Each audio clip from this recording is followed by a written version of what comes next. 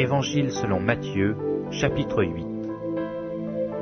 Lorsque Jésus fut descendu de la montagne, une grande foule le suivit. Et voici un lépreux s'étant approché, se prosterna devant lui et dit : « Seigneur, si tu le veux, tu peux me rendre pur. » Jésus étendit la main, le toucha et dit : « Je le veux, sois pur. » Aussitôt il fut purifié de sa lèpre. Puis Jésus lui dit : « Garde-toi d'en parler à personne, mais va te montrer au sacrificateur et présente l'offrande que Moïse a prescrite, afin que cela leur serve de témoignage. »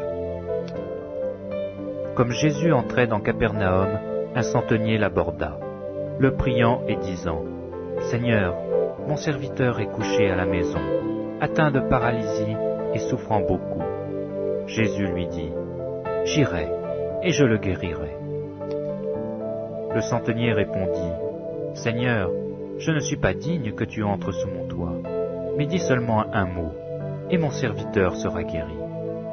Car moi qui suis soumis à des supérieurs, j'ai des soldats sous mes ordres, et je dis à l'un : va, et il va, à l'autre : viens, et il vient, et à mon serviteur : fais cela, et il le fait. » Après l'avoir entendu, Jésus fut dans l'étonnement, et il dit à ceux qui le suivaient : « Je vous le dis, en vérité, même en Israël, je n'ai pas trouvé une aussi grande foi. Or je vous déclare que plusieurs viendront de l'Orient et de l'Occident et seront à table avec Abraham, Isaac et Jacob dans le royaume des cieux.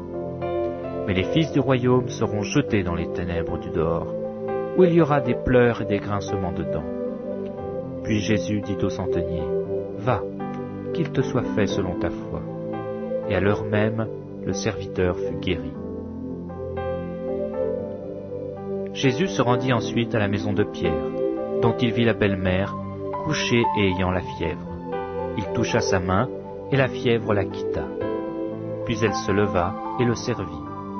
Le soir, on amena auprès de lui plusieurs démoniaques. Il chassa les esprits par sa parole, et il guérit tous les malades, afin que s'accomplît ce qui avait été annoncé par Ésaïe le prophète : « Il a pris nos infirmités, et il s'est chargé de nos maladies. » Jésus, voyant une grande foule autour de lui, donna l'ordre de passer à l'autre bord. Un scribe s'approcha et lui dit : « Maître, je te suivrai partout où tu iras. » Jésus lui répondit : « Les renards ont des tanières, et les oiseaux du ciel ont des nids, mais le Fils de l'homme n'a pas où reposer sa tête. » Un autre d'entre les disciples lui dit : « Seigneur, permets-moi d'aller d'abord ensevelir mon Père. » Mais Jésus lui dit : « Suis-moi, et laisse les morts ensevelir leurs morts. » Il monta dans la barque, et ses disciples le suivirent. Et voici, il s'éleva sur la mer une si grande tempête que la barque était couverte par les flots, et lui, il dormait. Les disciples s'étant approchés, le réveillèrent et dirent : « Seigneur, sauve-nous, nous périssons. » Il leur dit : « Pourquoi avez-vous peur, gens de peu de foi ? » Alors il se leva, menaça les vents et la mer, et il y eut un grand calme. Ces hommes furent saisis d'étonnement. « Quel est celui, disaient-ils, à qui obéissent même les vents et la mer ?» Lorsqu'il fut à l'autre bord, dans le pays des Gadaréniens, 2 démoniaques, sortant des sépulcres, vinrent au-devant de lui. Ils étaient si furieux que personne n'osait passer par là. Et voici, ils s'écrièrent : « Qu'y a-t-il entre nous et toi, Fils de Dieu ? Es-tu venu ici pour nous tourmenter avant le temps ?» Il y avait loin d'eux un grand troupeau de pourceaux qui paissaient.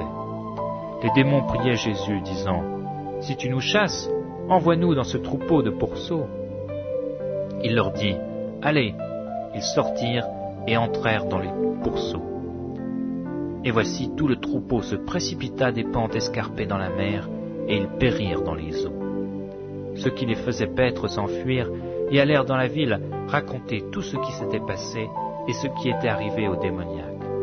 Alors toute la ville sortit à la rencontre de Jésus, et dès qu'ils le virent, ils le supplièrent de quitter leur territoire.